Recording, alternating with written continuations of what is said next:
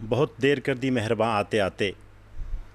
जब पूरी दुनिया जो है वो ये तकरीबन कोई 38 दिनों की जो जंग है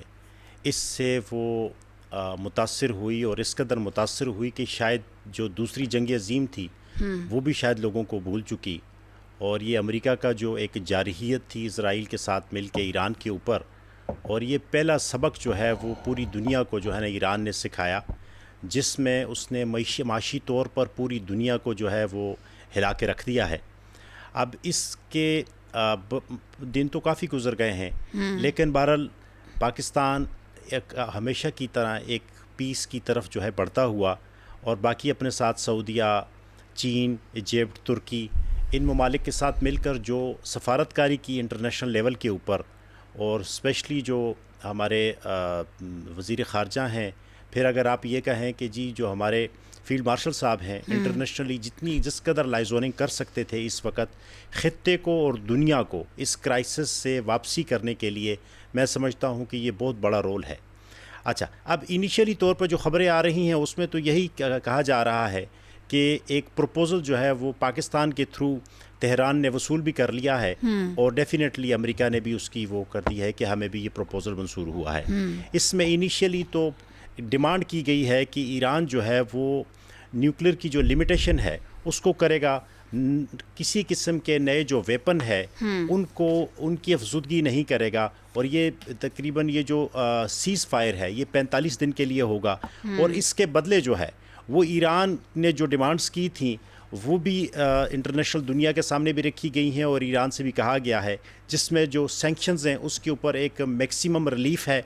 जो तकरीबन पिछले 40 साल से डिफरेंट किस्म की सैंक्शंस में ईरान जो है उसको रखा गया है। इसके अलावा रिलीज़ ऑफ फ्रोज़न एसेट्स, वो इसीलिए कि अरबों डॉलर जो हैं वो पूरी दुनिया में ईरान के जो है वो फ्रोज़न है, और ये शाही ईरान के दौर से जो है उस वक़्त से आज तक ये मुख्तलिफ़ ममालिक के पास मौजूद हैं, जो कि उनके अकाउंट्स में ईरान के साथ बैंकिंग चैनल जो है वो डिस्टर्ब था, जिसकी वजह से उन तक नहीं पहुँच सके। तो वो उसका जो है वो उसको एसेट्स को जो है ना वो डी फ्रीज़ करना है। अच्छा, जो हार्मोन्स की जो स्टेट ऑफ हार्मोन्स जो है उसकी जो सिक्योरिटी है और उसकी जो ओनरशिप है उसके ऊपर शायद ईरान अभी तक कोई बात नहीं कर रहा, चूँकि उसको रीओपन शायद वो न कर सके या नहीं करेगा। लेकिन उसके बारे में भी ज़ाहिर है ये जो एजेंडा है इसमें इनसे रिक्वेस्ट की गई है कि 45 दिन का जो ये सीज़ फायर है, जिसमें तकरीबन 15-20 दिन बाद जो है इन ममालिक का एक फॉलो अप भी है, और एक फ़ाइनल जो एक पीस डील एक कंप्रहेंसिव किस्म की पीस डील होगी। उससे पहले जो है ये स्टेट ऑफ हार्मोन्स भी खोला जाए, ताकि जो पूरी दुनिया है जिस क्राइसिस का शिकार है, ख़ुसूसी तौर पर तेल की कीमतें ऊपर जाने की वजह से जो महंगाई का सबब बना है, जो ट्रेड जो है इंटरनेशनली वो आसान हो जाए, जिसमें बहुत सारे किस्म के डिफरेंट किस्म के नुकसानात हुए हैं,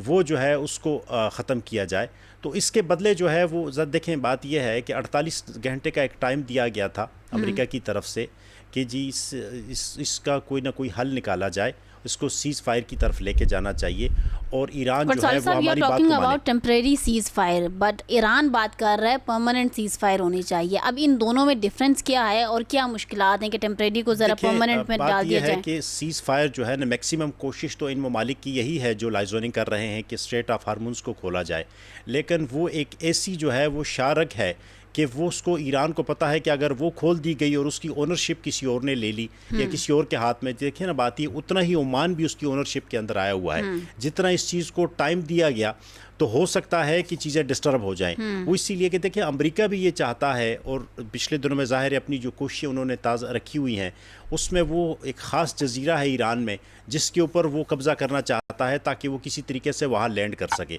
और अगर लैंड करेगा तो डेफिनेटली जो उनका इंफ्रास्ट्रक्चर है, ठीक है, देखें ना रिसेंटली आपने ये देखा है कि बहुत सारे जो उनके पुल हैं उनके ऊपर, चंद पुलों के ऊपर उनका इंफ्रास्ट्रक्चर तबाह करने की कोशिश की गई, उनके ऊपर बमबारी की गई। इसके अलावा अपना जो के बिजली घर थे उसके लिए धमकी दी गई कि जी आपके फलां जो बिजली घर हैं इसको हम तबाह कर देंगे। आर्जी जंगबंदी, मुस्तकिल जंगबंदी में मैं जानना चाह रही हूँ कि डिफरेंस क्या है, फ़र्क क्या है, और क्या मुश्किल है कि इस आर्जी जंगबंदी को मुस्तकिल जंगबंदी में अगर कन्वर्ट कर लिया जाए तो? देखिए, बात यह है कि आर्जी जंगबंदी ही डेफिनेटली पहले होगी। वो इसीलिए कि अभी तक जितने भी जो गारंटर्स थे वो अभी तक फ्रंट पे देखे चाइना और रशिया इस कदर वो फ्रंट के ऊपर नहीं आया जिन्होंने बाकायदा गारंटी दी हो।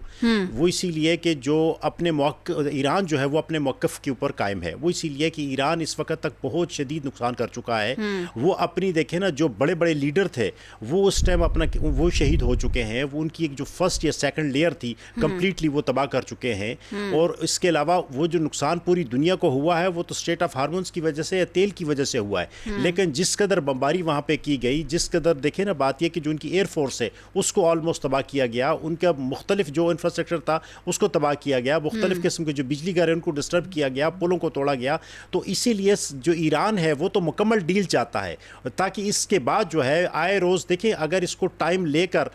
अमेरिका के ऊपर देखें एतबार नहीं किया जा सकता। इससे पहले भी कभी भी अमेरिका के ऊपर किसी मुल्क ने एतबार नहीं किया। और अगर इस दफ़ा भी अगर कोई गारंटर साथ नहीं होता, गारंटी नहीं देता और अमेरिका के ऊपर एतबार करके इसको सीज़ फायर किया जाता है 45 दिन में, और 45 दिन में जो है नए सिरे से अपना क्या कहते हैं वो हथियार मंगवा लेते हैं, अमेरिका मंगवा लेता है और नए सिरे से अपने आप को रीएक्टिवेट कर लेता है, तो ईरान तो उसी जगह पे खड़ा है। तो इसीलिए ईरान इसको शायद टाइम नहीं देना चाहता, और स्पेशली जो स्ट्रेट ऑफ हार्मोन्स है मुझे लगता है कि वो शायद वो न खोले। और इस वजह से ये शायद जो सीज़ फायर है ये मुकम्मल जो कंप्रिहेंसिव किस्म की मुकम्मल डील की तरफ जाएगी और जल्द अज जल्द जाएगी। लेकिन वक्ती तौर पर जो आगाज़ हो गया है ये भी एक बहुत ज़रूरी था, और मुझे लगता है ऐसा है कि शायद हो सकता है कि मुख्तलिफ जो ममालिक हैं इस पर अब फ्रंट के ऊपर आएँ और इनके साथ बातचीत करें। अशरफ साहब हमारे साथ